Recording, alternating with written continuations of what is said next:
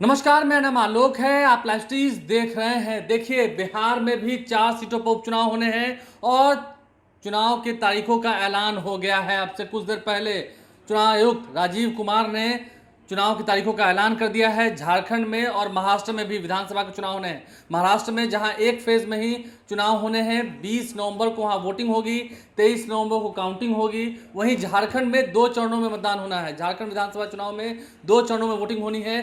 13 नवंबर को वोटिंग होनी है, 20 नवंबर को वोटिंग होनी है और 23 नवंबर को मतगणना, यानी कि दोनों ही विधानसभा क्षेत्रों के जो वोटों की गिनती है वो 23 नवंबर को की जानी है। अब देखिए, बिहार की 4 सीटों पर, बिहार की 4 सीटें हैं इमामगंज, तरारी, रामगढ़, बेलागंज। ये 4 ऐसी सीटें हैं जहां पर के जो विधायक थे वो अब सांसद हो गए हैं। चाहे सुदामा प्रसाद हो, सुधाकर सिंह हो, सुरेंद्र यादव हो, ये तमाम लोग, जीतनराम मांझी केंद्रीय मंत्री हो चुके हैं। ये सभी लोग अपने अपने सीट से विधायक थे, वो सांसद हो गए, केंद्रीय मंत्री बन गए। कुछ लोग उन्होंने इस्तीफा दिया और वो 4 सीटें खाली थी। हमने बताया आपको, रामगढ़ में, इमामगंज में, बेलागंज में और तरारी में ये 4 सीटें बिहार की खाली थी। और बिना किसी तरीके हम आपको दिखाएंगे। देखिए, राजीव कुमार जो कि चीफ इलेक्शन कमिश्नर हैं, मुख्य चुनाव आयुक्त हैं, उन्होंने अब से कुछ देर पहले जो बताया है, जो जानकारी दी है, यहाँ पर चुनाव कब होना है। यहाँ पर चुनाव होना है 13 नवंबर को और 23 नवंबर को यहाँ पर वोटों की गिनती होगी।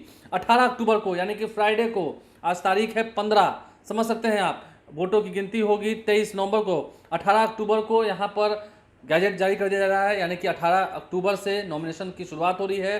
25 अक्टूबर तक ही नॉमिनेशन होंगे, यानी कि 25 अक्टूबर से पहले सभी पार्टियों को अपने उम्मीदवार घोषित कर देने होंगे। 18 अक्टूबर से नोटिफिकेशन जारी हो रहे हैं। इसके अलावा फिर 13 नवंबर को वोटिंग होगी। 13 नवंबर को डेट ऑफ पोल है और डेट ऑफ काउंटिंग है 23 नवंबर 2024। 23 नवंबर को वोटों की गिनती होगी।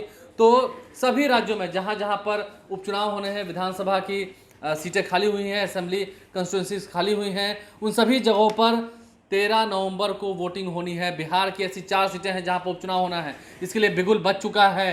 झारखंड में विधानसभा के चुनाव होने हैं, महाराष्ट्र में विधानसभा के चुनाव होने हैं। उन सभी को नतीजे जो हैं वो 23 नवंबर को जारी कर दिए जाएंगे। अब इस वक्त की सबसे बड़ी खबर, चुनाव आयोग ने फैसला ले लिया है। चुनाव आयोग की ओर से प्रेस कॉन्फ्रेंस करके जानकारी दे दी गई है।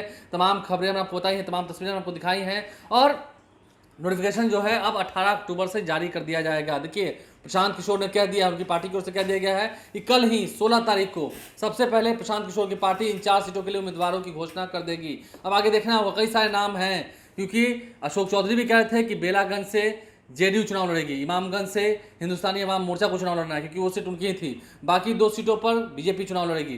तो यहाँ पर भी तय है सब कुछ, लेकिन उम्मीदवार कौन कौन होंगे, आरजेडी की ओर से, महागठबंधन की ओर से उम्मीदवार कौन कौन होंगे वो देखना होगा। तेजस्वी यादव भी दूसरे फेज की यात्रा पर निकल रहे हैं, कल से उनकी यात्रा शुरू हो रही है। तो ऐसे में उम्मीदवारों की घोषणा जब होगी, जो कयास लगाए जा रहे हैं, उसे लेकर हम आपको अलग से जानकारी देंगे। फिलहाल इस वीडियो में इतना ही हमने जानकारी दी है कि उन 4 सीटों पर चुनाव कब कब होने हैं। तो तैयार हो जाइए, इन 4 विधानसभा क्षेत्रों के लोग, अब आपकी बारी है, जनता की बारी, उन्हें वोट देना है। हमारे चैनल को सब्सक्राइब कर लें, साथ साथ फेसबुक पेज भी लाइक करें। धन्यवाद।